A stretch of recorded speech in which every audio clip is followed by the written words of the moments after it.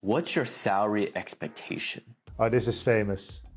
This is, if you check YouTube, TikTok, Instagram, whatever, for salary negotiations, it's always about this one question. What is your salary expectation? Apparently, that's the #1 asked question, or at least the one people struggle with the most. Let's see what we can learn from this TikTok.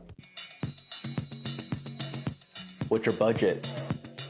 We don't have a budget. What's the market rate?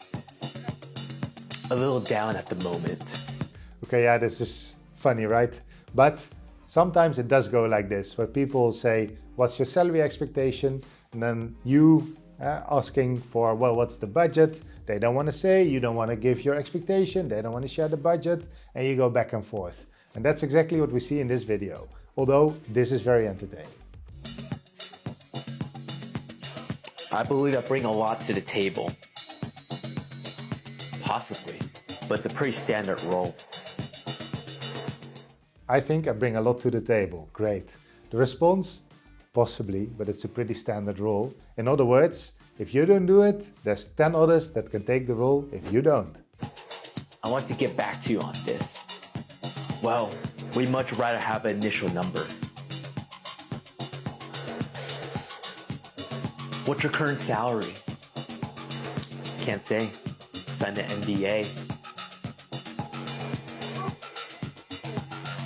Yeah, it's a great video.